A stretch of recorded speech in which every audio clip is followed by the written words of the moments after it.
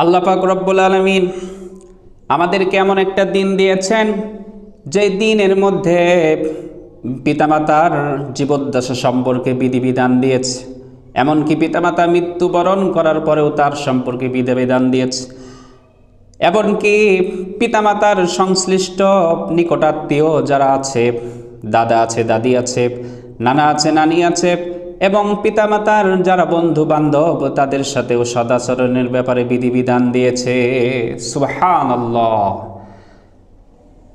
পৃথিবীতে অন্যান্য যত বাতিল ধর্ম আছে এবং মানবরচিত বিভিন্ন মতবাদ আছে, ইসলামের এই সুমহান বিধানের কাছে আজ পর্যন্ত কেউ আসতে পারে নাই। সুবহানাল্লাহ। আজকে সভ্যতার দাবিদার যারা পশ্চিমা সমাজ পিতামাতার জন্য ওল্ড এজ হোম, বৃদ্ধাশ্রম বানিয়েছে। ইসলামে পিতামাতার জন্য বৃদ্ধাশ্রমের কোনো বিধান নাই, কোনো সুযোগ নাই। এটাই হচ্ছে ইসলামের শ্রেষ্ঠত্ব। ইসলামী শরীয়ত শুধুমাত্র পিতামাতার জন্য বিধিবিধান দেয় নাই, বরং পিতামাতার বন্ধু বান্ধবী যারা তাদের ব্যাপারেও শরীয়ত বিধিবিধান দিয়েছে, বিভিন্ন আদব এবং নিয়ম বর্ণনা করেছে। সহিহ মুসলিমে হাদিস বর্ণিত হয়েছে, 2552 নম্বর হাদিস। প্রখ্যাত তাবেঈ আব্দুল্লাহ ইবনে দিনার রাহমাতুল্লাহি আলাইহি হাদিস বর্ণনা করেছেন, হযরত আব্দুল্লাহ ইবনে ওমর রাদিয়াল্লাহু তাআলা আনহু কোনো একদিন মদিনার মক্কার পথে তিনি চলতেছিলেন। হঠাৎ করে একজন বেদুইনের সাথে তার সাক্ষাৎ হয়। তিনি বেদুইনের সাথে সাক্ষাৎ হওয়ার পর তিনি তাকে সালাম দিলেন।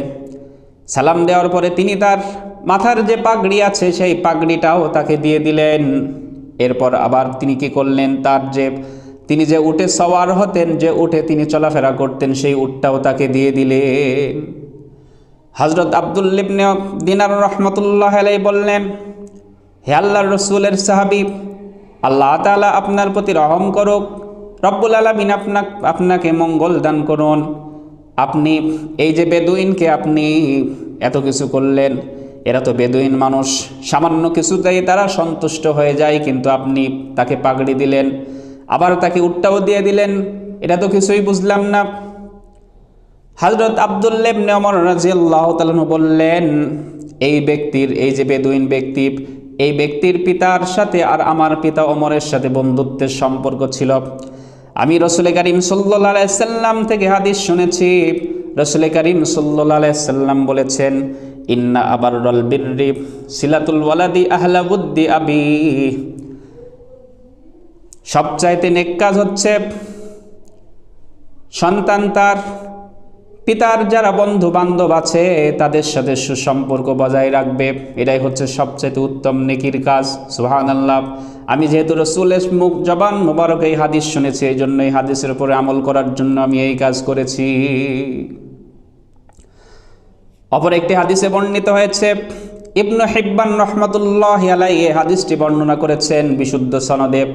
ওই হাদিসে পিতামাতা মৃত্যুবরণ করার পরেও তাদের সাথে 5 কাজ করলে তাদের সাথে জীবদ্দশার মতোই সদাচরণ করা হবে। তার ভেতরে একটি হচ্ছে ওয়া ইকরামু সাদিকিহিমা, পিতামাতার বন্ধু বান্ধবী যারা আছে তাদের সাথে সদাচরণ করা। পিতামাতার বন্ধু বান্ধবী যারা আছে তাদের সাথে সদাচরণ করলে কেমন যেন পিতামাতার সাথে সদাচরণ করা হয়ে গেল। সুবহানাল্লাহ।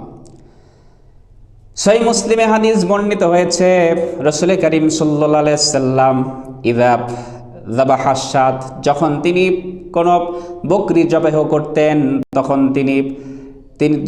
তিনি বলতেন যে তোমরা এই বকরির গোশত তোমরা খাদিজা রাদিয়াল্লাহু তাআলা আনহার যে বান্ধবী আছে তোমরা তাকে এই গোশতের টুকরা পৌঁছিয়ে দাও। সুবহানাল্লাহ। এই সমস্ত হাদিসগুলো দ্বারা প্রমাণিত হচ্ছে যে মৃত ব্যক্তি মারা যাওয়ার পরেও শরীয়ত আমাদের জন্য তাদের সাথে সদাচরণের সুযোগ রেখেছে, এবং পিতামাতা মৃত্যুবরণ করার পরেও যদি আমরা পিতামাতার যারা বন্ধু বান্ধবী আছে তাদের সাথে এই সদাচরণ করি, তাহলে এরা যেন কেমন যেন পিতামাতার সাথে সদাচরণ করার ভিতরে গণ্য হবে। সুবহানাল্লাহ। আজ নবী সাল্লাল্লাহু আলাইহি সাল্লামের এই সমস্ত হাদিসগুলো আমরা শুনি, শোনার পরে আমাদের পিতামাতা মরে গেলে আমরা কি করি? বিশাল আকারে একটা 10,000, 20,000, 30,000, 50,000, 1,00,000 টাকা খরচ করে একটা খানার আয়োজন করি, আর রসুলের এই হাদিসগুলো আমল করার তৌফিক আমাদের হয় না। খুবই দুঃখজনক একটি বিষয়। আজ মুসলমান সুন্নত সম্মত আমল ছেড়ে দিয়ে বেদাতের দিকে তারা চলে যাচ্ছে। আল্লাহ তাআলা আমাদের জাতিকে হেফাজত করুন, সুন্নতের উপরে আমাদের সবাইকে আমল করার তৌফিক দান করুন, আমিন। এবং পিতামাতা সংশ্লিষ্ট যে সমস্ত পিতামাতার বন্ধু বান্ধবী যারা আছে তাদের সাথে আমাদের সদাচরণ করার তৌফিক দান করুন, আমিন।